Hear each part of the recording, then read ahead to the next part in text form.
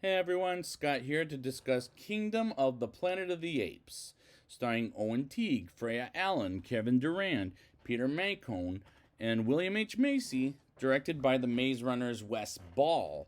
Welcome back, sir.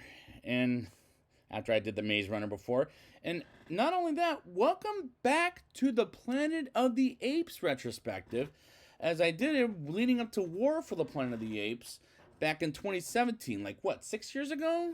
Something like that, I forget. But or maybe it was 7. I don't remember what year that was, how many years ago that was. But anyways, so yeah, I did the retrospective and I reviewed the previous movies in 2017. You can go watch them at the beginning of of my reviews.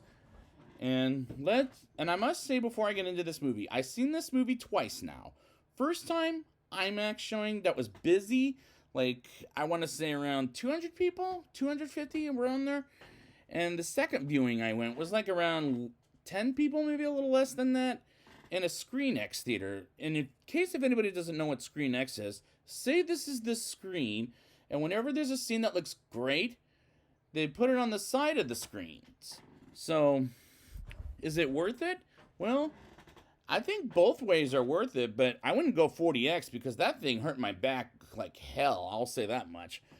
I remember doing that to Jurassic World when I saw that, like, I forget, a third time?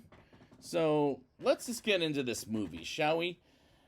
We open right when War for the Planet of the Apes ended, as the apes have a funeral for Caesar, which is a nice catch up for any audience member who hasn't seen that film or don't remember War all that well. So I like the opener for that reason, as it was pretty well done. 300 years later, a new batch of apes are alive. For example, Noah, played by Owen Teague, Anaya, and Suna hunt for some eagle eggs, as Noah almost gets himself killed, but luckily he doesn't break his egg as he grabs the egg from up high, and he's still alive and lands on his back. And the effects on the apes are improving and improving from Rise to Dawn to War for the Planet of the Apes to this movie. And is this the best it has gotten by far, as every movie keeps? And I would say yes, because every movie keeps improving on the effects, as I heard by director Wes Ball saying it's a crime that these movies didn't win Best Visual Effects Oscars. But it looks amazing. And hopefully this will get nominated and hopefully win for Best Visual Effects Oscar. And the cinematography in this movie is tremendous. Noah, Anaya, and Suna see a blanket of theirs is taken by an echo, which is a human, by the way, but luckily gets back to the apes with the touch of something as they get back to their clan of apes, the Eagle Clan, led by Noah's mother Dart and father Koro, and he's head of the Eagle Clan, as one eagle named Sun antagonizes Noah, while Noah says an echo touched his blanket, and Koro gets the smell away from the village with another clan and members. And I am liking the characters quite a bit, as they have arcs that are pretty well done. And I must say, do you have to watch the previous movies? Maybe yes, maybe no. Maybe in the mixture of the two.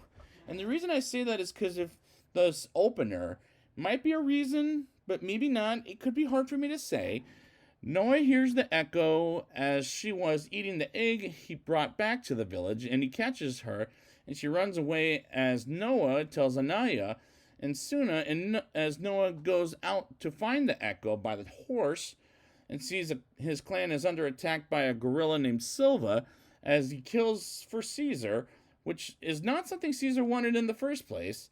And Noah saves all the eagles and tries to save his father, but unfortunately, Silva kills him and is led to believe Noah is dead, while they take his clan, even Anaya, Suna, and Dar, to work at the kingdom of Proxima Caesar, played by Kevin Durand, later in the film, whom I know from a couple of movies, like he was Fred Dukes, aka The Blob, in X-Men Origins Wolverine, as he was recently in Abigail, and the guy is muscular in real life from what I've seen in those two movies, and forget the Blob. I mean, come on. That was just a fat suit. And I did like the action scene between Silva, Noah, and Koro, and that was pretty cool. But we're not introduced to Proxima Caesar yet. But the fight was pretty cool to see an on-screen 8 versus 8 violence in an action mode, which we didn't get since Dawn of the Planet of the Apes, I must think. Yeah, that sounds familiar.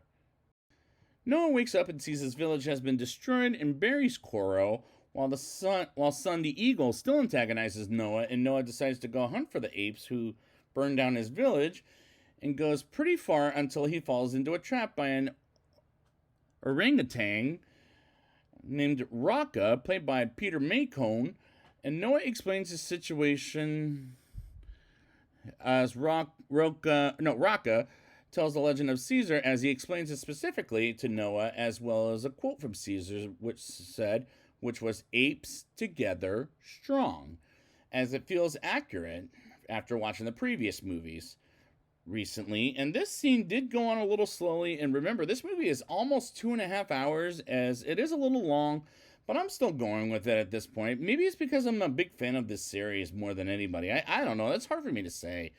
Noah tells Raka he needs to go to get back on his horse, and he has his journey to go on, and Noah sees the echo and scares it away as they start riding their horses to where Noah is going, and nighttime comes as the echo follows Noah and Raka, and to a secure place. Raka saves her and calls her Nova, which is the woman Charlton Heston mates in the original movie, as well as the little girl in War for the Planet of the Apes. And I really like that callback. Noah looks through a telescope and sees the sky, space, and planets, as he's amazed by the images, and lets Nova see it, as well as Noah says she reached, and Raka takes Nova with her as he rides behind him until they see some zebras. And what did make me laugh was Raka called them horses with stripes, as that was kind of funny, and it leads to them to humans like Nova and Noah going off briefly on. Well, Noah goes off on his own briefly, and I did like the scene with the telescope and the zebra scenes, as I'm engaged with the movie at this point. Silva and some other apes hunt for humans and lead the zebras out of it, which was a little weird as Noah witnesses the capture of Nova from a hill, while Raka can't find Nova, and Noah looks for her, and she shouts Noah, and Silva tries to capture Nova, but Noah gets her as Raka smashes an ape off a horse. And I noticed the music of when the apes capturing the humans was from the original movie from 1968 on my second viewing, which was a very good callback, as I'll hear another score callback from the original movie from 68, which is something I'll really like later in the movie as well. Nova announced her name is May and is played by Freya Allen, and the reason I didn't bring that up earlier, the reason I didn't bring up the actress's name is because they don't say the name until later. And she says she knows where they're taking Noah's clan to, and she wants to go there with him. And I found Raka's reaction hilarious. And now is the time to trust Noah after an hour and 7 minutes into the movie was earned, since the start of this movie was a smart idea, as she trusts him, and I like May, as she didn't come off over the top from her first to last scene. And I don't like Freya, and I don't know Freya Allen, I'm sorry, I should rephrase that. I don't know Freya Allen from anything, but I really liked her performance, as she has a pretty damn good arc.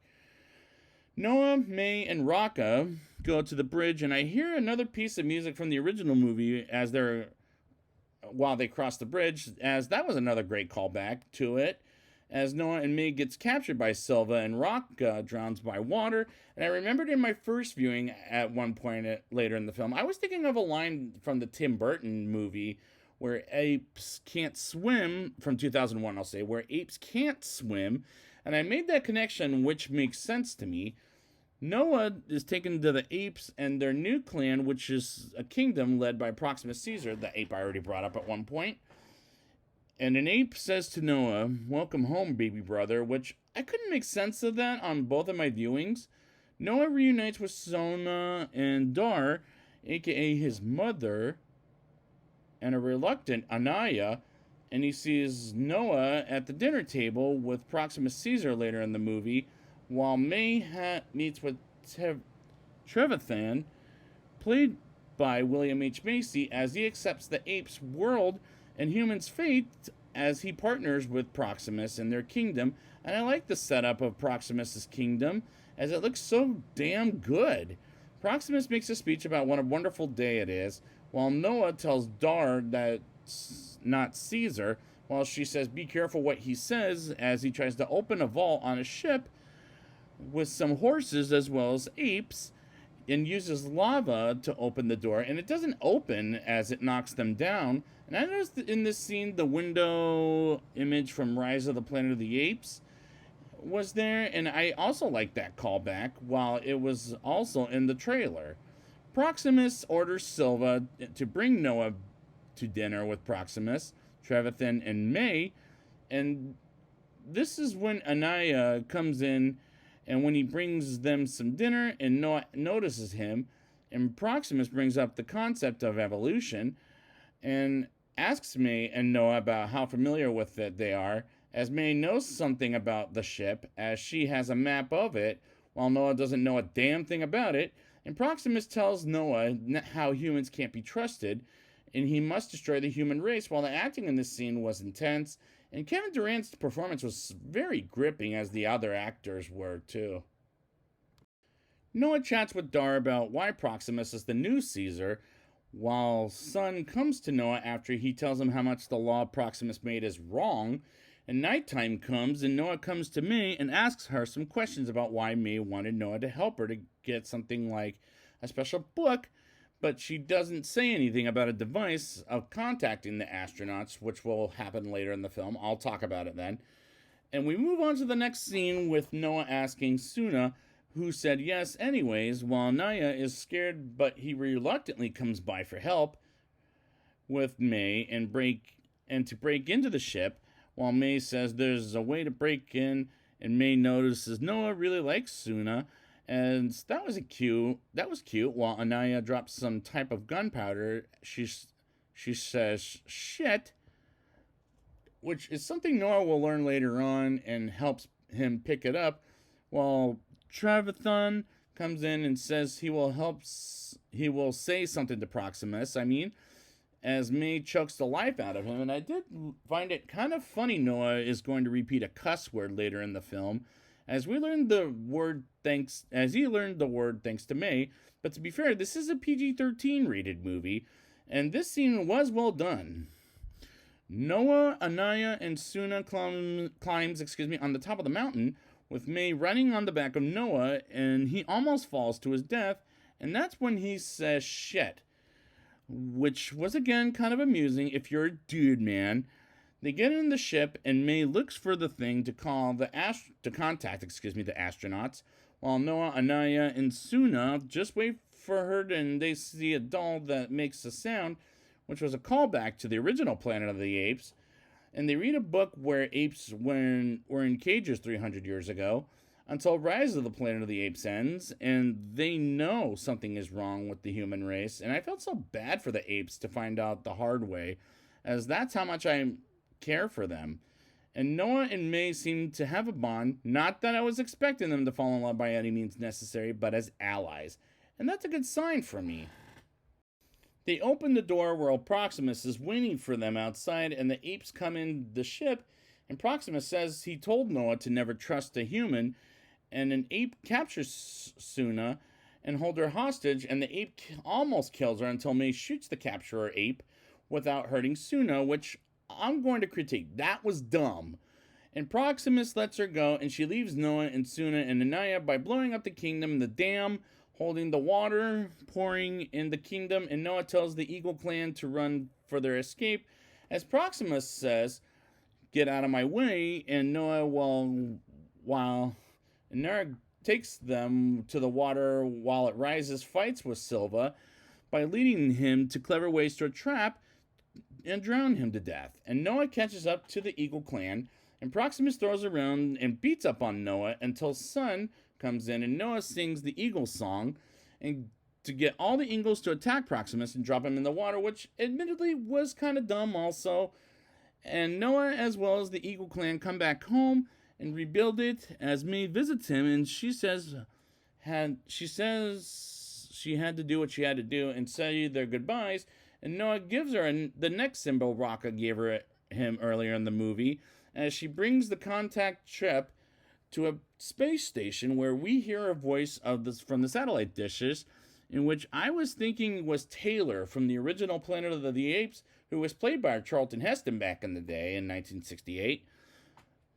As I'm led to believe, is played by another actor, and the climax has a couple of spots where it was dumb, but I still very much like the film, and I'll explain why in a rating. Now it's time for my rating. I'll give this movie a 8.5 out of 10. The visual effects are improving more and more as the movies go on, as this is the best it's been thus far, as it should win the Best Visual Effects Oscar if it's that amazing in my opinion. And I like these characters quite a bit as they have their arcs, which is a very good move for the actors. And the acting is pretty good, as Freya Allen wasn't over the top like any human character was in the previous movies. And their arcs are well done. I did like the callbacks from the original movie, like May at one point being called Nova, which also happened in War for the Planet of the Apes. And the score from the original movie came up a couple of times, as well as a possible cameo from Taylor from the original movie. And there were a couple of times the movie went a little slow, and there were times the movie was, well, most of the time it was fun. But remember, this movie is almost 2.5 hours, but I still very much enjoyed it, as it was engaging from start to finish. This may be not the best Apes film in my opinion, but it's one of the great ones. And this is coming from the fan of the entire series, as this is a solid recommendation, as this is a great looking movie with gripping acted scenes, as these actors do a very good job, and director Wes Ball is very good at gripping me on the edge of my seat. So I'd like to thank you guys for joining me or returning with me to Planet of the Apes, and until they ever decided to make another movie, which chances are they might based on this ending, Apes, together, strong.